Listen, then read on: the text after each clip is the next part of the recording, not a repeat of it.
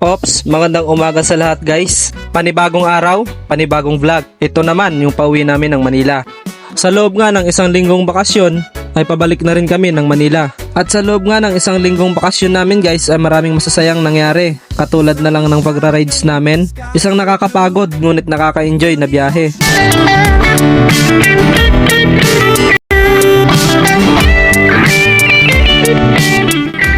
At makisayaw, mag-enjoy sa fiesta ng Barangay Mariposa. Kalayo is a fire, lobe is coconut.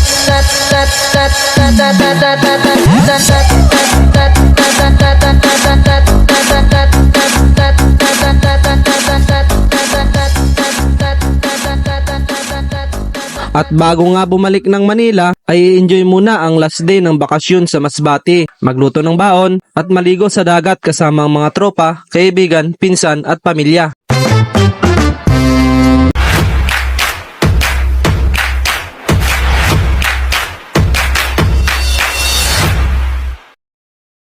Bukas balik na rin ang Manila. Ayan, so rat-rat na naman tayo sa motor. So taste pagod na naman tayo. Halos 12 hours na naman tayo magmumotor papuntang Manila bukas. Ayan, so tapos na yung outing. Kaligayahan ng family. Alright guys, magandang umaga sa lahat. So ngayon ay pabalik na tayo ng Manila.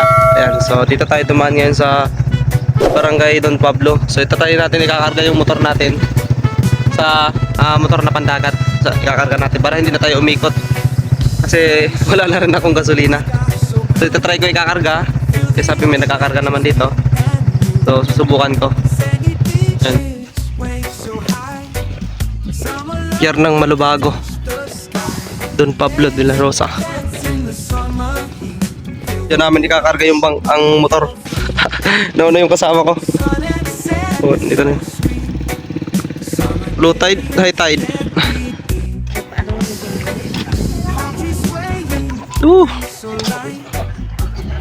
Hihirigid. Puga-puga lang pre, no? Para di malanganin. Alalayan mo lang sa pre, no pre?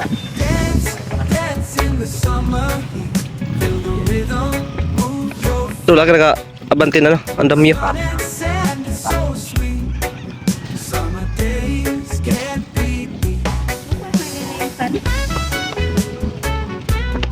Dito nga guys ay nabawasan na rin yung kaba ko na baka malaglag yung motor ko sa dagat at dahan-dahan na rin naikarga sa bangka yung motor ko. At bakit nga ba namin kinarga yung motor namin sa bangka? May dalawa kasing naging problema.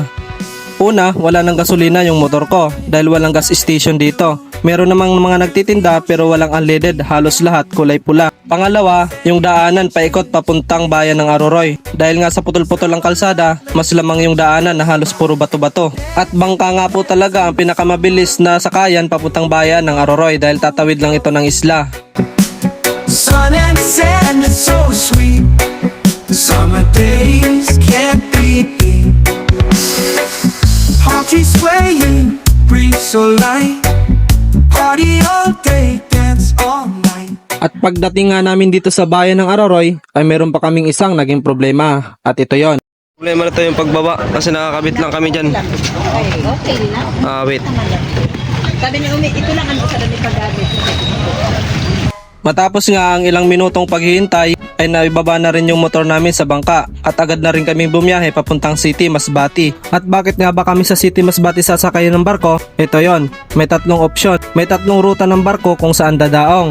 Merong ruta ng barko na mula sa bayan ng Aroroy to San Andres, Quezon. Meron namang simula Mubo Masbate to Piodoran, Bicol. At meron din sa City Masbate to Lucena City. At dahil nga na taon na walang schedule na biyahe papuntang San Andres, Quezon, ay pumunta na lang kami ng City Masbate. Doon nga kami sasakay ng barko na biyahe papuntang Lucena City. At ayaw na naming magbikol dahil napakalayo ng biyahe. At dito pa nga lang guys sa biyahe namin papuntang City Masbate ay kinakabahan na ako na baka hindi kami umabot sa biyahe ng barko papuntang Lucena City dahil nga anong oras na. At halos matapos nga ang isang oras na biyahe namin ay nakaabot nga rin kami sa biyahe. Yan yung barko naming sasakyan guys. Yan. Dito ay agad na kami nag-asikaso ng mga papel na kailangan para sa barko. Pauwi na guys. Marami kami pera. Maraming pera. Piso. Puro sinsilyo. Oro. Bunggol. Ako ng silyo pa. Sobrang laki ng barko, luwag, wala pang karga. Matapos nga kaming makapag-asikaso ng papel ay agad na kaming nakasakay ng barko. At dito nga guys, medyo mahal lang yung pamasahe pero mas malapit naman yung babiyahin natin simula Lucena City to Manila. At dito nga guys, ang alis ng barko ay alas 3 ng hapon at ang dating naman ng Lucena City ay alas 7 ng umaga. At meron tayong halos 14 hours na biyahe sa karagatan. Shine, feel the glow. Summer vibes, just let it flow. Dance, dance in the summer heat. Feel the rhythm, move your feet.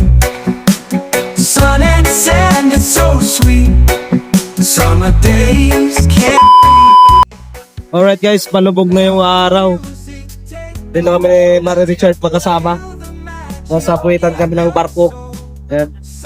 So, mamaya na tayo matutulog mamayang gabi kasi hindi tayo makatulog pag ganito. Kasi mamayang gabi wala na tayo makikita kasi sobrang dilim na. So, tanaw-tanaw muna tayo ng mga tanamin dito. Ayan. Yung kasama ko dito naglalaro na lang ako. Wala kasi signal. Akamit na yan. Lalo na pa mamaya pag nandun na kami sa may gitna ng karagatan. Kasi mababang oras yung biyahe namin guys. Mga 16 hours? 14 hours. 14 hours yung biyahe namin sa barko. Kasi Lucena na tong ano na namin, sinakyan. Ayaw na namin mag-Bicol kasi sobrang layo ng biyahe sa motor. Masakit sa puwit.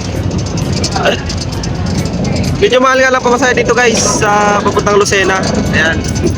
Pero ang tatakboy natin papuntang Manila ang mga 4 na oras o 5 oras.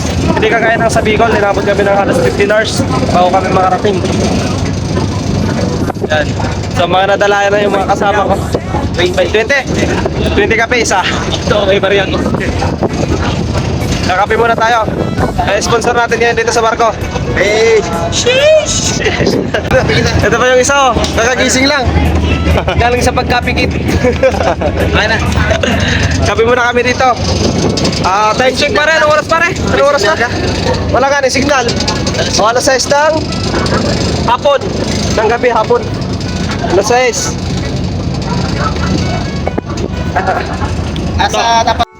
Nasa tapat pa lang kami ng ano.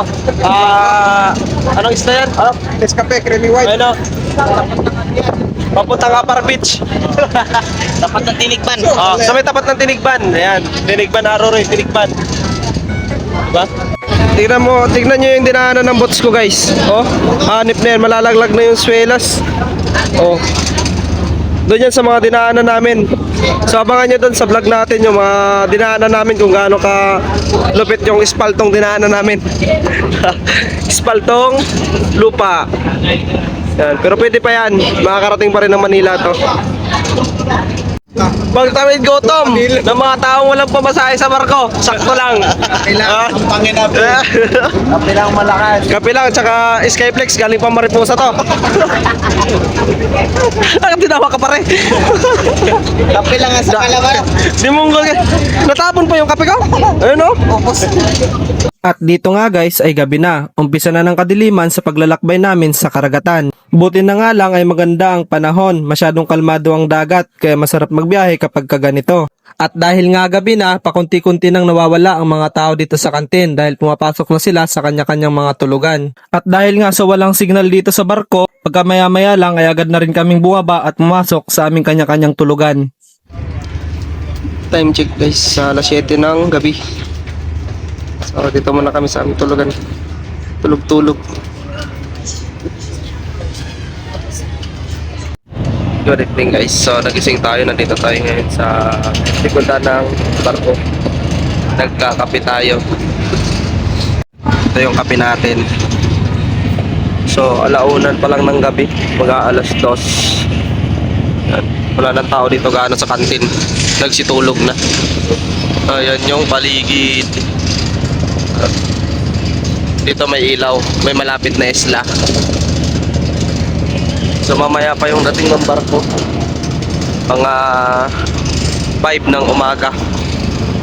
Ayan. Dito tayo sa likuran. Ito.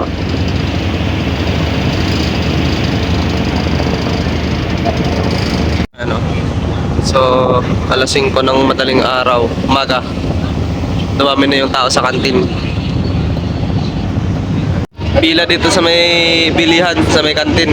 Yan, dami na kasi pasahirong gising. Kasi malapit ng dumaong.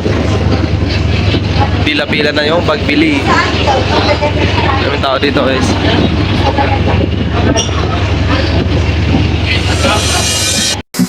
Party swaying, breathe so light. Party all day, dance all night. Feel the sunshine, feel the glow. Summer vibes, just let it flow. Dance, dance in the summer heat. Feel the rhythm, move your feet. Sun and sand, it's so sweet. Summer days can't be beat.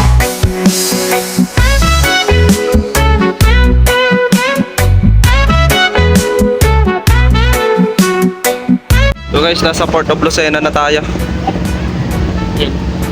So bali, iikot yung barko. Iuuna tong puwet para makalabas yung mga sasakyan. Yan. Party all day, dance all night. Feel the sunshine, feel the glow.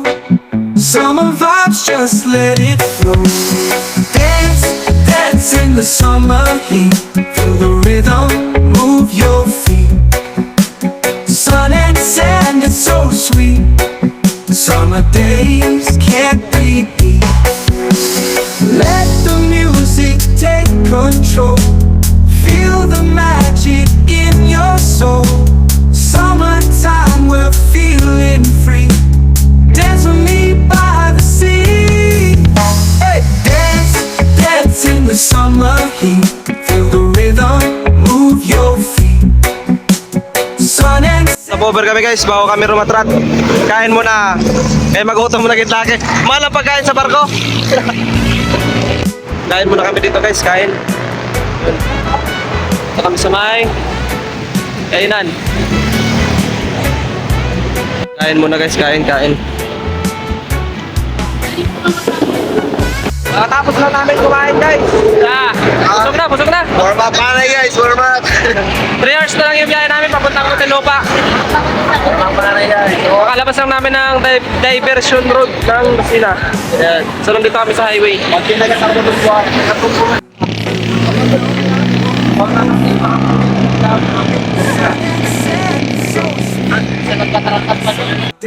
Minto muna kami dito guys.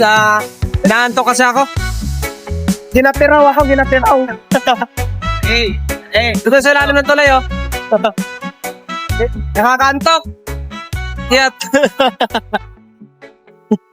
At dito nga guys ay isa na sa mga kasamahan ko ang mahihiwalay dahil nandito na siya sa lugar niya. Kami mga 34 minutes pa. Ayan, kasama ko pa rin yung dalawa. Wala pre. Thank you. Ingat ah. Ingat na lang sa GC. Ingat pre.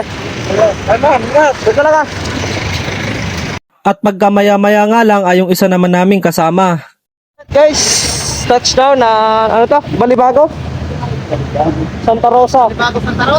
Yan, so hanggang dito na lang si Pare Richard.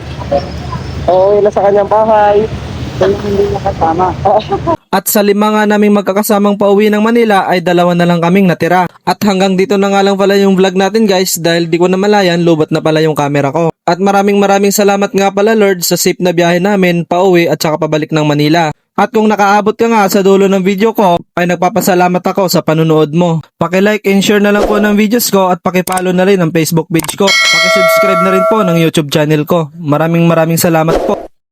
Channel Vlogs, solid yan. Panoorin mo kung gusto mo na mag-ibang. Papunta sa tapang, click ng like. Paiiwan sa baba kung sino ang tama. Pwede ko sa mga kahit lang hambang. Basta mas pagkapat, ikabalag ba?